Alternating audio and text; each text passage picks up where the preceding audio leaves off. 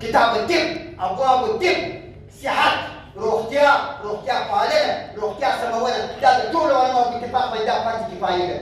که داسې په ټولنه کې لس کسه ډاکټران په یوه کابل کې کېدای شي د کابل د خلکو غاړې په خلاصې وي، ورنه د ټولو خلکو غاړې باندې دي. دا فرض کفایي ده، صحت فرض کفایي ده.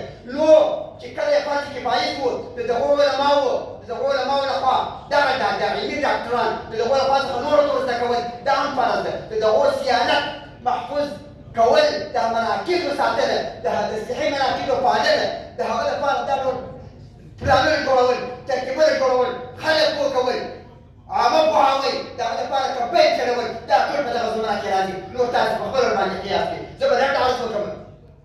صحت نه په اسلام کې ممانعت لري، نه شناعت لري، نه مشکل پکې ده، نه د اسلامي امارت په چوکاټ کې. مولوي صاحب د عامې روغتیا د وزارت تاسو مفصل بیان وکوئ، خو یوه خبره واورئ، دنیا دې دا خبره واورئ. د صحت څخه د سیاست نه جوړوي، ما اقتصاد د سیاسي اقتصاد نه را جوړوي. نو ما سړي په اقتصاد باندې ضایع کول دې ما نه ځکي، د صحت په ضایع کول دې زما ولس نه ځکي. نو تا چې پرون و هغه نظام ته ورکول چې ستا په خوښه باندې راغلی و، تا چې پرون هغه سره کومک کاوه، د هغه صحت یې پیاوړی کاوه، عامه روغتیا یې چلوله، تا هغه ته پانګه ورکوله، تا په هغه کې خلک پانګونې ته راڅول، تا دوا ورکوله، تا هغه ته واکسینونه ورکول، تا له هغه سره په هره برخه کې صحت په برخه کې کومک کول. نن یې ولې نه کوي؟ نن څه معنی شته؟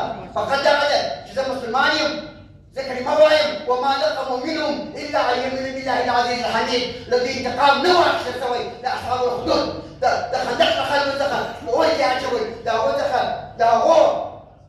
څخه دا انتقام ولې اخیستل کېدی؟ فقط دا و چې دوی مؤمنان وو، دوی ویل اشهد ان لا اله الا الله واشهد ان محمد رسول الله. زه دغه وایم، پر دغه کلمه باندې دوکه یم، پر دغه مې سوی یم، پر دغه باندې به مرم، پر دغه باندې به راپاڅېږم، پر دغه کلمه مې ګټلې ده، پر دغه کلمه مې نظام راغلی ده، پر دغه کلمه باندې ولاړ یم، پر دغه کلمه باندې مې مرګ دي، پر دغه کلمه باندې قربانۍ ورکړې دي. پر دغه کلمه د صحت دپاره، د بلې مسلې دپاره، د دنیا دپاره تنزل نسل کولی. دا د تنزل مسلې نه دي وروره.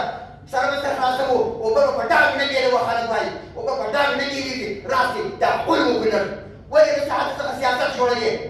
ولې د اقتصاد څخه سیاست جوړوي؟ ولې زما ولس ځپې؟ ولې زما ولس ټکوي؟